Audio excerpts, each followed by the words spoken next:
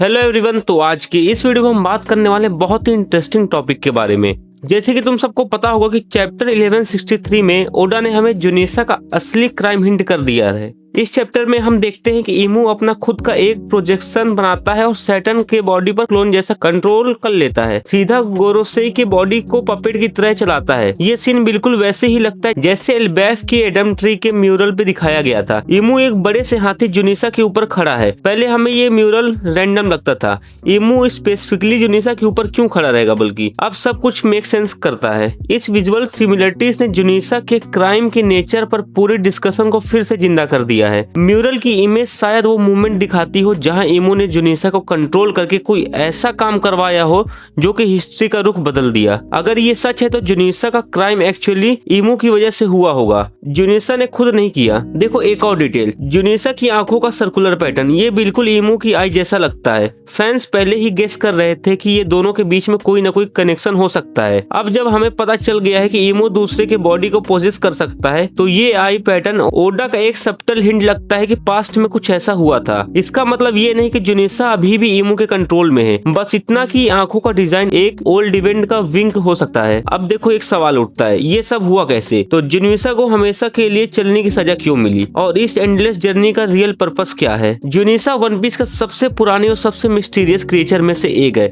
जो इन्फो है उसके हिसाब से जुनिसा लगभग 1000 साल पहले से न्यू वर्ल्ड में पैदा हुआ था और किसी पॉइंट पर जॉय बॉय का साथी भी बन गया। रिलेशन तो डिटेल में कभी क्लियर नहीं हुआ, पर इतना जरूर कि जुनिसा जॉय बॉय के साथ चलता था। इसका मतलब वो उसी एरा का हिस्सा था और जॉय बॉय के आइडियाज भी शेयर करता था जो बाद में वर्ल्ड गवर्नमेंट बनने वाले सिस्टम को चैलेंज करने वाले थे। लगभग 800 साल पहले जुनिसा से एक ऐसा क्राइम हुआ जिसका नेचर रिवील नहीं हुआ। सजा दुनिया के समुद्र में हमेशा भटकने रहने की सजा, और सिर्फ तब एक्ट करना जब डायरेक्ट ऑर्डर मिले। इसी के साथ जुनिसा की एग्जिस्टेंस डिफाइन हो गई, एक कोलोसल बीइंग जो पीठ पर जो नाम की आइलैंड उठाए हुए है, मिंग ट्राइब का घर, और सदियों में कई और जिंदगियां वापस बसी। इस कर्ज के बावजूद जुनिसा के पास वॉइस ऑफ ऑल थिंग्स है और उससे वो कम्युनिकेट भी करता है, एक रेयर गिफ्ट जिससे वो दुनिया की आवाजें और क्रिएचर की आवाजें सुन सकता है। इसी से जुनिसा ने जोऊ आर्क में लूफी और मोमोनोस्के को सुना, उनकी ऑर्डर मानी और कोजुकी क्लैन के वारिस के लिए रिस्पेक्ट दिखाया। वानो में एक लिंक और क्लियर हो गया, जुनिसा ने लूफी को जॉय बॉय के रूप में पहचाना, जैसे वो वही स्पिरिट और पावर हो जो कभी पहले उसने फॉलो की गई थी। पर ये ही लॉयल्टी और इनोसेंस इमू के साथ पावर का सीधा निशाना भी बन सकती थी लॉस्ट सेंचुरी में। अब बात करते हैं जुनिसा के क्राइम के बारे में। जैसे कि तुमको पता है कि एल्बैफ के एडम ट्री वाले जाइगेंटिक म्यूरल में इमू जुनिसा के ऊपर दिखाया गया है। चैप्टर 1163 तक ये कंफ्यूजिंग लगता था। अब जब हमें पता है कि इमू किसी और के बॉडी पर अपना प्रोजेक्शन चढ़ाकर उसे यूज कर सकता है जैसे सैटर्न के साथ हुआ, तो पॉसिबल है कि पास्ट में जुनिसा भी इसी तरह पोसेस्ड हुआ हो। अगर ऐसा हुआ तो जुनिसा का क्राइम एक्चुअली इमू के पोजीशन का रिजल्ट था। ये एक्सप्लेन करता है कि जॉय बॉय का एलाई होते हुए भी जुनिसा उसके अगेंस्ट कैसे गया,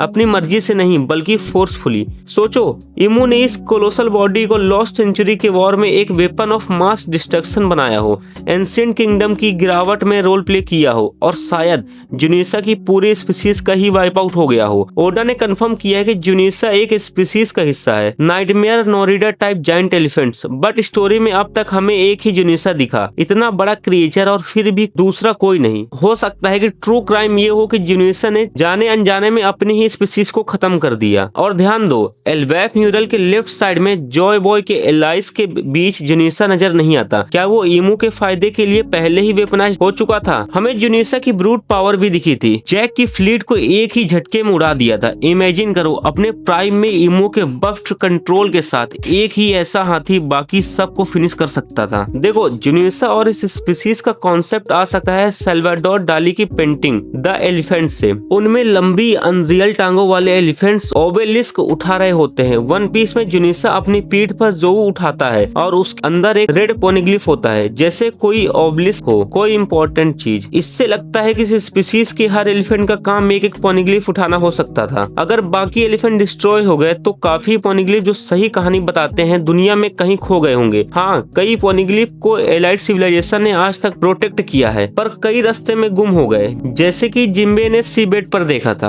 अब क्वेश्चन एक उठता है कि जुनिसा पर ये इटर्नल वॉकिंग वाली सेंटेंस किसने लगाई। देखो, पहला मेरा ऐसा मानना है कि क्या पता उसको खुद ईमू ने ऑर्डर दिया कि चलते रहो ताकि जुनिसा सीन से वैनिश हो जाए। लायन किंग की तरह वाइब कर रहा है, जैसे कि स्कार ने मुफासा की डेथ के बाद सिम्बा को गुमराह करके भागने को कहा। हो सकता है कि ईमू ने जुनिसा को यूज करके मैस्कर करवाया, कंट्रोल छोड़ा और फिर गिल्ट सीट दिया कि तुमने ये क्या कर दिया। जुनिसा की इनोसेंट नेचर देखकर ये सिनेरियो फिट भी बैठता है। या फिर पॉसिबिलिटी 2 हो सकती है कि जॉय बॉय ने उसको ये ऑर्डर दिया हो, शायद गुस्से में और दर्द में, या फिर प्रोटेक्ट करने के लिए। एक ट्रेजिक पावर प्रोटेक्टिव कर्स, हमेशा चलोगे ताकि दुश्मन कभी उसको पकड़ न सके, सजा भी बचाव भी। दूसरा बड़ा डाउट, डायरेक्ट ऑर्डर के बिना जुनिसा एक्ट क्यों नहीं करता और वो मोमो को ही क्यों मानता है। देखो, वानो में कोजुकी क्लैन जॉय बॉय के क्लोज एलाई थे और मोमो एक एलाई है करंट जॉय बॉय का, यानी कि लूफी का।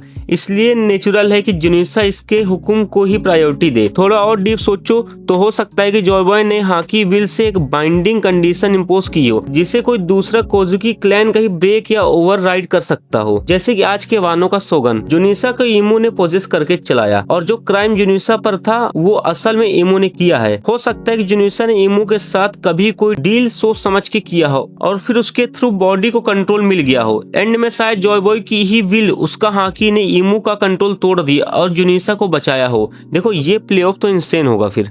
देखो, अगर ये तुम्हें थ्योरी, बिल्डअप और कनेक्शन पसंद आए तो इस वीडियो को लाइक कर दो और चैनल को सब्सक्राइब कर दो। मिलते हैं नेक्स्ट वीडियो में।